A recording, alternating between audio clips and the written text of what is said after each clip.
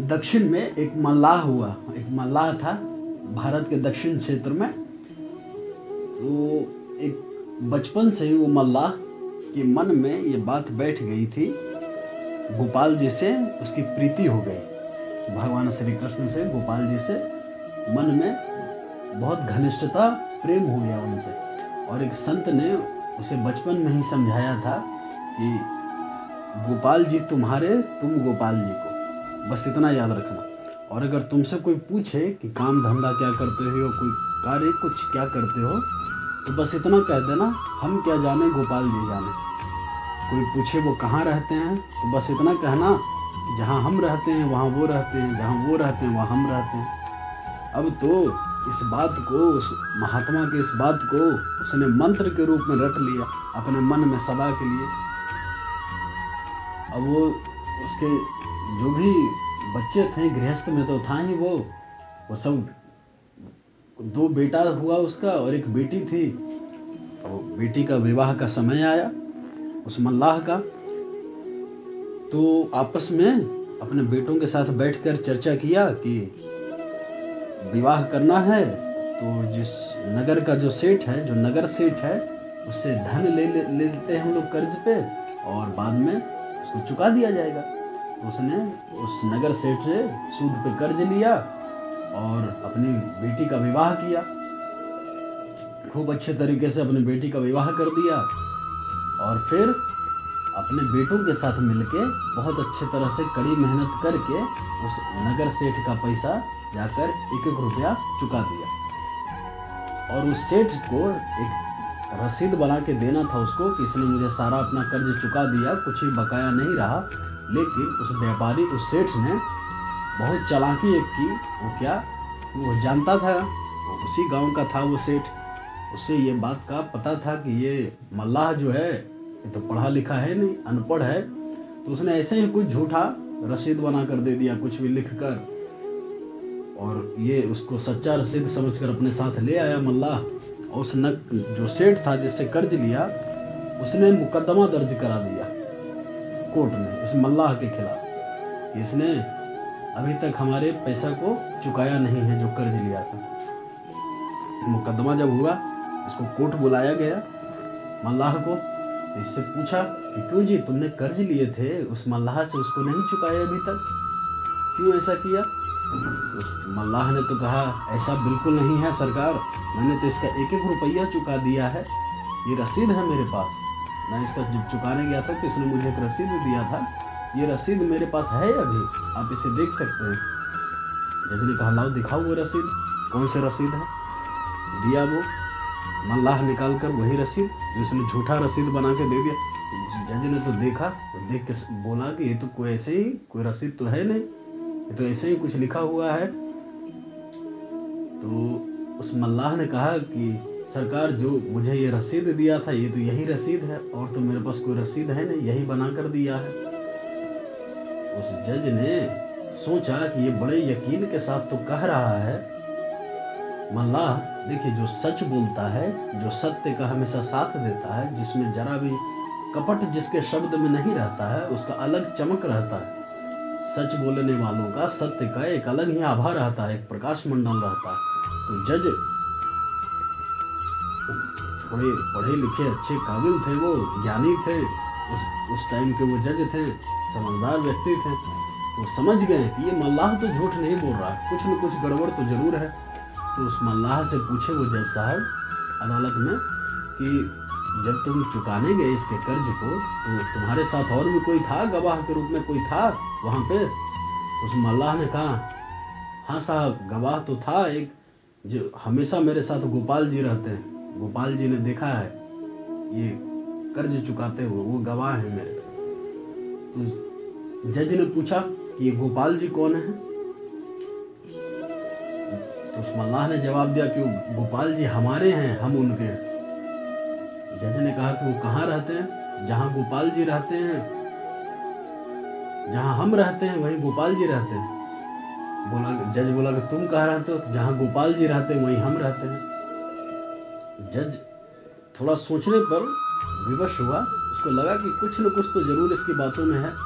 उसने एक सम्मन जारी कर दिया, एक नोटिस जो गोपाल जी बोल रहा था उस गोपाल जी के नाम पे एक सम्मन जारी किया और अपने कुछ जो कर्मी था वहाँ का, उसके तहत उसके गांव में वो सम्मन लेकर भिजवाया। बोला कि लेकर जाओ इसे, कुछ कर्मियों को भेजा, बोला कि लेकर जाओ, जो इसके गांव में जो है गोपाल जी, उसको ये नोटिस जाकर दो और उसको अदालत में हाजिर होने के लिए कहो। तो वहां से चला अदालत से और उसके गांव में गया। पूरा गांव ढूंढ लिया, कहीं भी गोपाल जी का नाम नहीं मिला। कोई भी उस गोपाल जी नाम का कोई व्यक्ति रहे तब तो मिले, कोई भी गोपाल नाम का व्यक्ति नहीं मिला। एक पूरे गांव में एक ही गोपाल जी का मंदिर था। तो जब उस पंडित तो जो था वो समझ गया, वो बुलाया उन सब पुलिस कर्मियों को पास में, मंदिर के पास। पंडित जी ने पूछा कि भाई क्या बात है, क्या है ऐसा? बोला कि इस गांव का एक मल्लाह है, ऐसा ऐसा ये बात हुआ है, तो जज साहब ने उसके खिलाफ अदालत में ये सम्मन जारी हो गया है, अब तो उसको आना पड़ेगा, अदालत में गवाही देना होगा उस जज के सामने। मल्लाह को अगर बचाना है तो बिना उसके गवाही दिए तो उसके बातों पे कोई यकीन करेगा नहीं। तो उस पुजारी जी ने कहा कि आप ये सम्मन मुझे दे दीजिए, मैं जानता हूँ गोपाल जी को, मैं उनको दे दूंगा, वो हाजिर हो जाएंगे कल तक। तो वो सम्मन वो पुजारी जी ले लिए, दस्तखत कर दिए और लेकर मंदिर के गर्भगृह में गए गोपाल जी के सम्मुख, और जाकर अपना मंदिर का किवाड़ गेट को बंद किया और गोपाल जी के पास गए और उनके चरणों में ये लेटर को रखा, सम्मन को रखा पुजारी जी ने, और दोनों हाथ जोड़कर उनसे विनती करने लगे कि प्रभु, आज तक तो आपके लिए हमेशा वस्त्र आता रहा है, आभूषण आया है, प्रसाद तरह तरह के पकवान आए हैं, आज पहली बार आपके लिए एक सम्मन आया। प्रभु, आपके सिवा वो किसी को नहीं जानता है वो मल्लाह, उसकी बात को रखने के लिए, उसको सत्य साबित करने के लिए उसके पास एक बार जाइएगा जरूर, क्योंकि आपके सिवा उसका कोई है ही नहीं जिस पे वो भरोसा करे। इतना कहकर खूब उस दिन उस पुजारी ने ठाकुर जी को अच्छे से स्नान करवाया, उस मंदिर में खूब सुंदर पोशाक पहनाए और ये विनती की कि आज आप उसको बचाने के लिए, उसका गवाही देने के लिए आप अदालत जरूर जाइए।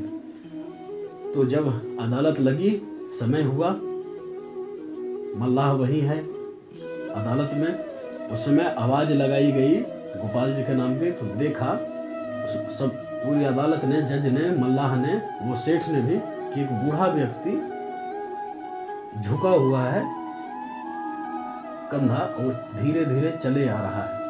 अदालत के अंदर आया, उसको बुलाया गया। जज ने पूछा कि क्यों भाई, आप ही का नाम गोपाल जी है? बोला जी, मेरा ही नाम गोपाल जी है। तो आप कटघरे में आकर इसकी गवाही दें। कटघरे में उनको बुलाया गया, खड़े हो गए कटघरे में आके गोपाल जी। उनसे पूछा गया कि जब ये मल्लाह कर्ज चुकाने गया था इस सेठ का, तो आप वहाँ थे? तो गोपाल जी ने कहा जी हुजूर, मैं वही था, मैं देख रहा था। तो क्या इसने रसीद दिया था? बोला रसीद इन्होंने लिखा तो जरूर सरकार, लेकिन दिया नहीं इस मल्लाह को। तो वो रसीद कहाँ है? तो उस गोपाल जी ने कहा कि ये सेठ का अमुक अलमारी है, इसके घर पे अमुक अलमारी के अमुक बही खाते के बीच में, उस बही खाता के बीच में इसने वो रसीद छुपा रखा है।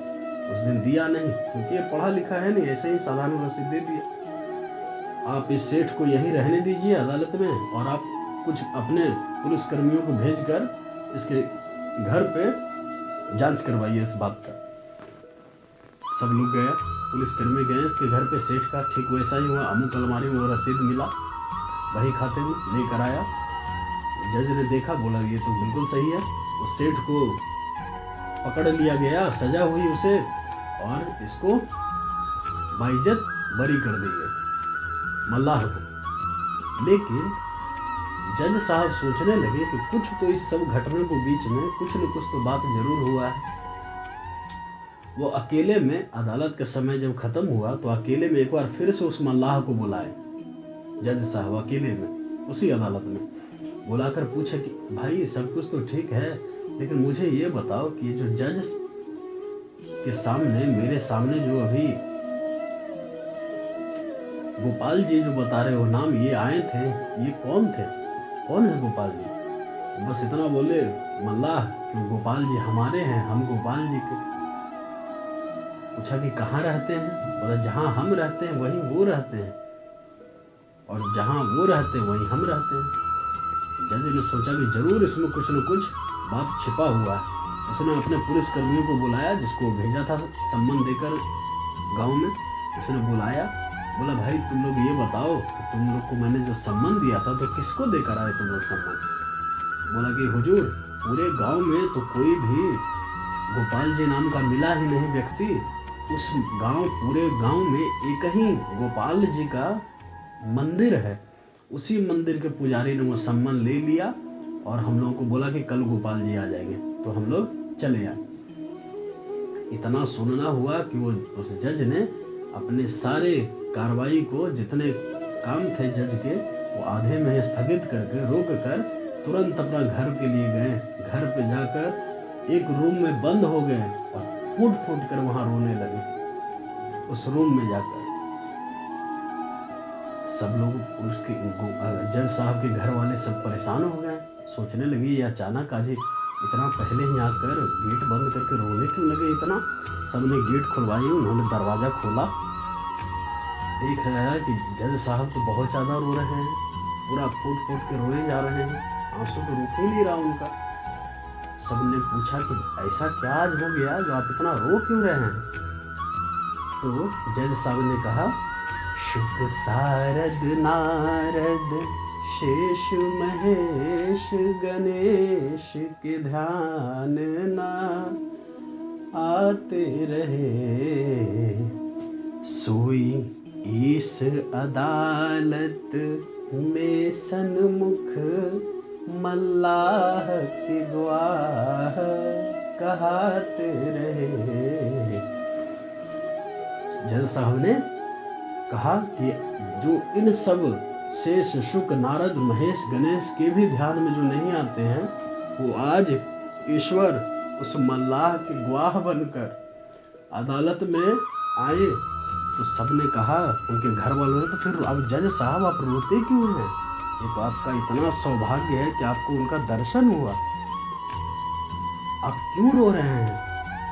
और जज साहब ये सारे बात बताते जाएं और रोते जाएं। घर वालों ने पूछने लगा फिर आप रोते क्यों हैं?